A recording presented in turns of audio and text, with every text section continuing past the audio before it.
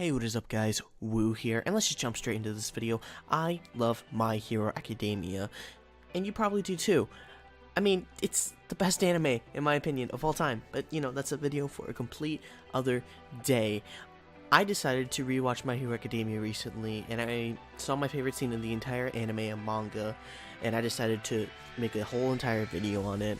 And it's weird because it's in the second episode of the entire series and in chapter 1 of the manga. So before I reveal what that scene is, let's take a step back and talk about the build up to the scene specifically.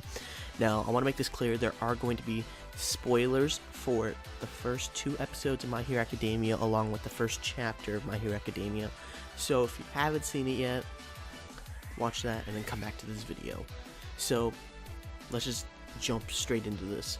We get introduced to the world of My Hero Academia by seeing a flashback of the main character Izuku Midoriya being bullied by the main rival of the series, Kacchan, aka Bakugo, aka Katsuki Bakugo, whatever you want to call him. And then shortly after we get that clip of him being bullied, we get a flash forward roughly 9 to 10 years after the scene where our main character is running around. You know, he's happy, eccentric, because he loves heroes and he's watching a supervillain fight, so you know this is just perfect. Now, in this world, 80% of the population have superpowers called quirks, while 20% of the population doesn't. Now, our main character was born without powers, or also known as being quirkless, and we see how heartbroken he is by the news. He sits there completely broken, distraught, and his whole life basically just fell apart around him. And after they come home from the doctors, his mom basically sounds like she's given up complete hope on him. Sorry, kid, it's not gonna happen. Do you think I can be a hero too? I'm sorry, Izuku. I wish things were different. And when everyone finds out that he's quirkless, he gets bullied for it. Midoriya! You're kidding, right? There's no way you're getting into the hero course without a quirk! You're even worse than the rest of these damn rejects, you quirkless wannabe! Defenseless Izuku! The school's already crappy. You really want to embarrass it more by failing so hard? What a loser. You're so lame. Worry about it, okay, Izuku? You're a total failure, Deku. And later on in current day, Bakugo tells Midoriya to kill himself. Just pray that you'll be born with a quirk in your next life. And take a swan dive off the roof of the building. Now, I know I'm not the first to say this, but I feel like Midoriya was depressed or at least suicidal at this point in his life, and we'll get back to that later. But let's just skip all the way to when All Might and Midoriya talk for the first time, and All Might straight up tells Midoriya he cannot be a hero without a quirk. It just isn't possible. So no, I honestly don't think you could become a hero without a quirk. Now, shortly after, there is an incident that happens with a sludge monster, and as All Might sees it, he realizes that he dropped the monster because when Midoriya was tugging on his clothes, it fell out of his pocket.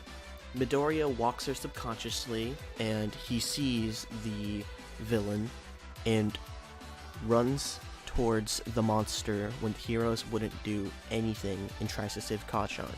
Now let's get back to the statement I said earlier about Midoriya being suicidal or at least depressed.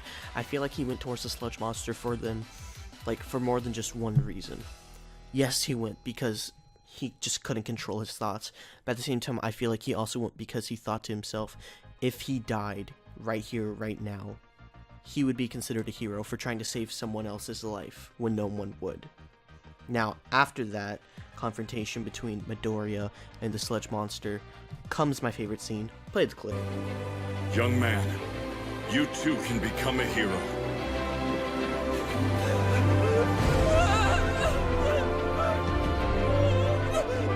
And after all the bullying and torment, he is told that he can actually become a hero, and his dream is actually possible and it can become reality. Like he says himself by the end of the episode. I'm gonna roll that too. Dreams can become reality. Oh, by the way, I forgot to mention that this is the story of how I became the world's greatest hero. That's pretty much it, guys. I just want to say how much I love this scene.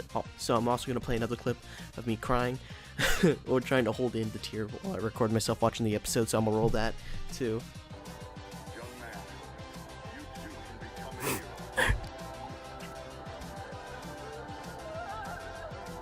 And that's going to be it for this video, guys. it's pretty short. It's not long, because my original Black Clover video, which was like, I want to say 20 minutes long, I scrapped it all together. I didn't think it was good, so yeah, sorry about that. That's gonna be it for this video. If you guys enjoyed, be sure to like, favorite, comment, and subscribe. And I'll see you guys in the next video.